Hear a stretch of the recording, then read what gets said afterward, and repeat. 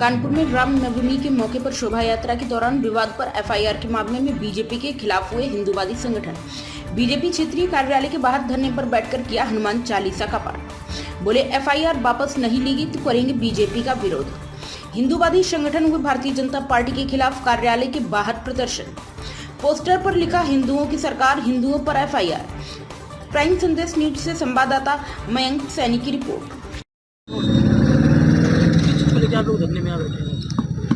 मोहित जी, बड़े दुर्भाग्य की बात है कि आज हमको भारतीय जनता पार्टी के क्षेत्रीय कार्यालय के बाहर बैठकर धरना प्रदर्शन करना पड़ रहा है।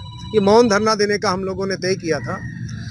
पूरे देश में और पूरे प्रदेश में रामनवमी पर विशाल शोभा यात्राएं निकलती हैं। कानपुर महानगर के श्री रामलला रावतपुर का जो रामलला स्थान है, अयोध्या के बाद कानपुर में उनकी बड़ी मान्यता है। कानपुर ही नहीं, क्षेत्र के आसपास के लाखों राम भक्तों की श्रद्धा का केंद्र है और विगत कई दशकों से परंपरागत रूप से रामलला रावतपुर और उसके आसपास शास्त्री नगर, काकादेव, मसवानपुर, इस प्रकार क्षेत्रों में वह यात्राएं निकलती रही हैं और सभी यात्राएं सामूहिक रूप से सम्मिलित होकर श्री रामलला की शोभा यात्रा में सम्मिलित होती रही।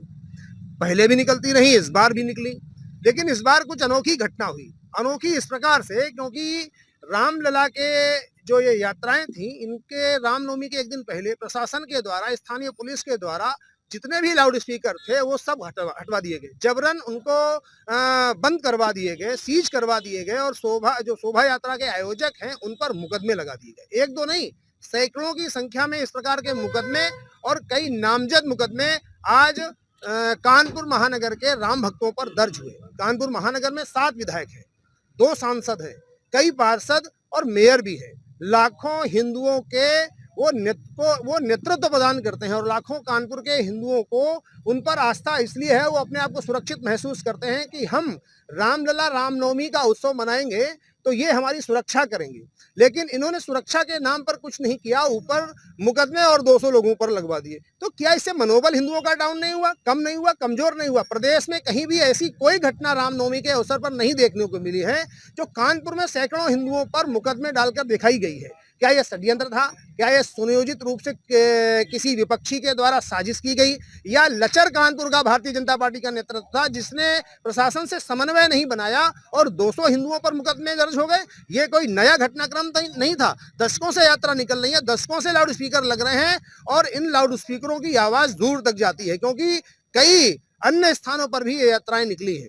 मेस्टन रोड की भी घटना हुई, उस पर भी मुकदमे दर्ज हुए। कुल मिलाकर आम हिंदुओं पर मुकदमे दर्ज हुए। तो आज भारतीय जनता पार्टी के कार्यालय पर हम केवल ये निवेदन करने आए हैं और ज्ञापन सौंपने आए हैं कि क्या कानपुर के 7 विधायक, 2 सांसद और कई पार्षद और मेयर तक अक्षम है कानपुर के हिंदुओं का नेतृत्व करने में? उन पर मुकदमे लग गए। प्रदेश में योगी जी की सरकार है, उन्होंने कहा ये उत्सव यात्रा है, शव यात्रा नहीं है। तो क्या कानपुर का प्रशासन इन यात्राओं को शव यात्रा में बदलना चाहता था, या इन यात्राओं पर जानबूझकर कोई विघ्न डालना चाहता था, या जानबूझकर यहाँ के राम भक्तों को प्रताड़ित करना चाहता था? मेरा निवेदन केवल इतना है।